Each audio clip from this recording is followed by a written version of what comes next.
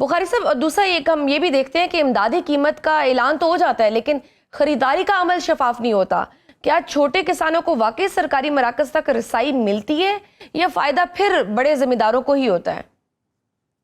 नहीं शिजिया, अब तो सरकारी मराकज रहे नहीं। मैं वही पूछना चाहता हूं कि जो पहले मतलब मियां नवाज शरीफ साहब भी यहाँ पे वज़ीर आला रहे हैं, मियां शहबाज शरीफ साहब भी रहे हैं, और जो बाकी हुकूमतें भी रही हैं, वो निजाम एक 76 साल से चला आ रहा था। फूड डिपार्टमेंट था, पास्को था आपका, वो खरीदारी करते थे। और ये जो अब रिजर्व की बात है, ये इन्होंने ये किया है कि उनको इतनी मराहत भी दी है कंपनीज को, अपने जो इन्होंने गोदाम है वो ऑफर कर दिए हैं इस पॉलिसी के अंदर कि वो 4 माह के लिए यानी सितंबर तक वो उसको रखेंगे, जो है वो जो रिजर्व का नाम दे रहे हैं वो गोदामों के अंदर।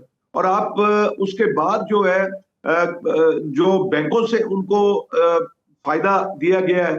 मुझे बताएं कि किसान को क्या मिलता है? किसान को तो कुछ नहीं मिलता। वो जो सारी मेहनत है वो किसान करता है, और फिर जो है ये माफियाज जो है वो उसकी मेहनत का समर जो है वो तो ले बुखारी उठते साहब, हैं। हुकूमत हमारे तो बारहा यही दावा कर रही है कि हमने तो इतने कर्जे दिए हैं किसान को, किसान कार्ड दिए हैं, किसान मुकम्मल अब तो खुशहाल हो चुका है। आप कह रहे हैं सब तबाह हो गया है। आखिर इस सब में मुनाफा फिर कमा कौन रहा है? क्या किसान और हुकूमत के दरमियान जो मिल्स वाला खामोश माफिया है वो ही सिर्फ फायदे में है?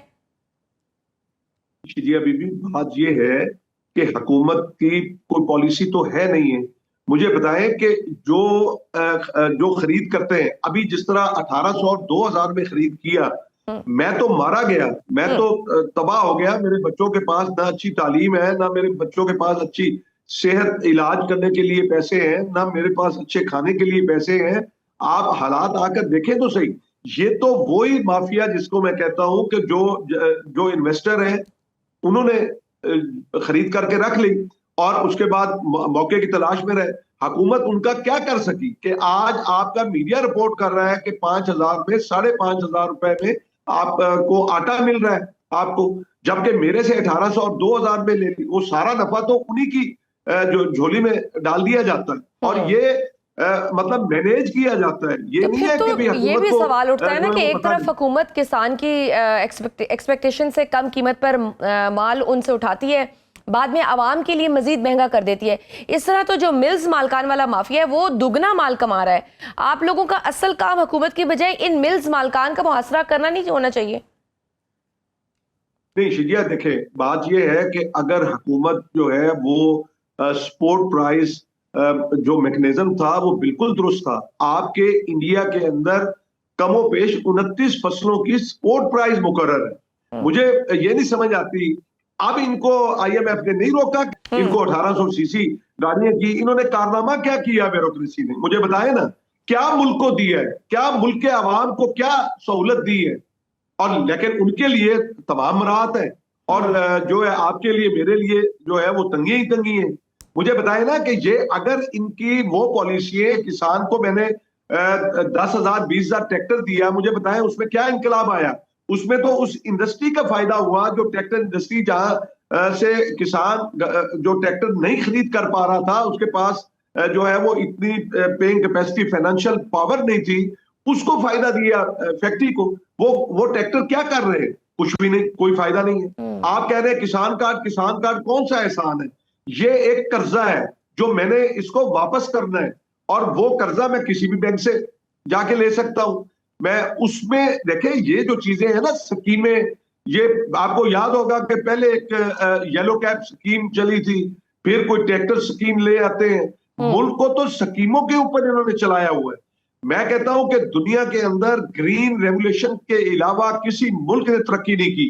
आप तारीख उठाकर देख लें। लेकिन यहां पे जो है वो एक सत्यानाश किया जा रहा है, एक तबाह किया जा रहा है पूरे उस निजाम को, स्ट्रक्चर को, ज़राअत को, काश्तकार को।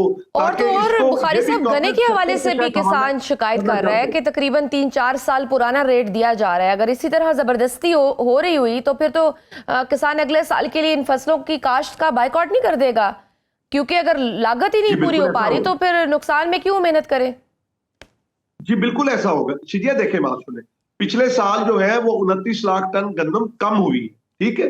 अब हुकूमत ये कहती है कि जी हमने, जो कि मुझे खदशात है कि जी इतनी एकड़ जो है वो हमने हदफ पूरा कर लिया, 1 करोड़ 62 लाख एकड़ के ऊपर पंजाब के अंदर और बाकी मुल्क के अंदर भी।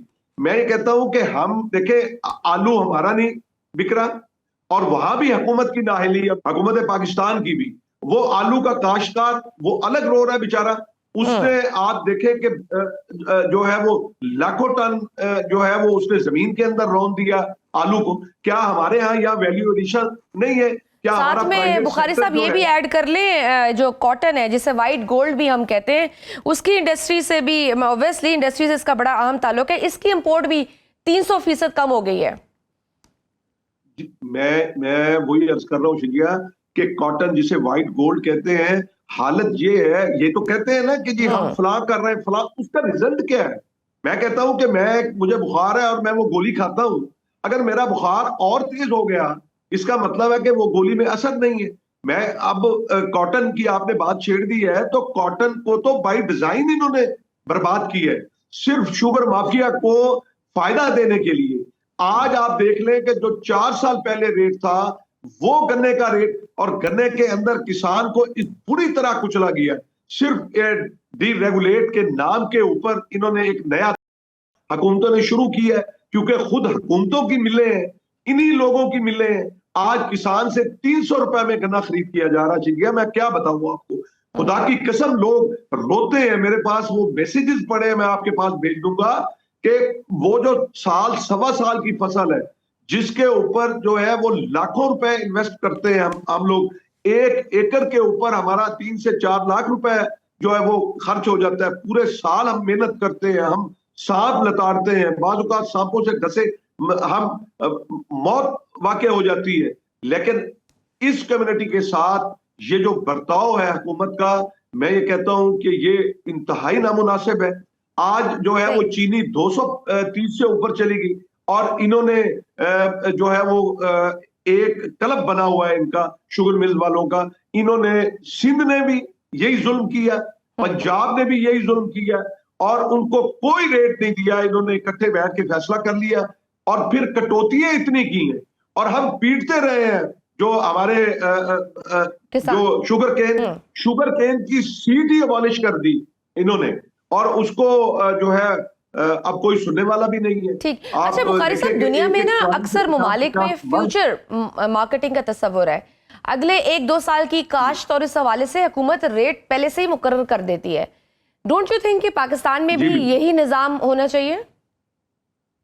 जी शिजिया, ये तो हम चीख रहे हैं, आपके मीडिया के तवज्जुह से ये बात कह रहे हैं कि फ्यूचर मार्केटिंग आप करेंगे, आप हमें लेवल प्लेइंग फील्ड दीजिए। आप जो है वो किस तरह से एक्सपोर्ट आप करेंगे कि आपको बाहर से जो कॉटन आए उसके ऊपर आप टैक्स नहीं लगाते, जो मुल्क के अंदर कॉटन है उसके आप 18% आप टैक्स लगा देते हो, आप जो है वो कोई मराहत नहीं देते और आप ये कहते हैं कि आप ज़राअत के अंदर जो है वो तरक्की ले आएंगे। हम कहते हैं कि देखें, हम जो फसल बीजते हैं, फ्यूचर मार्केटिंग क्या है?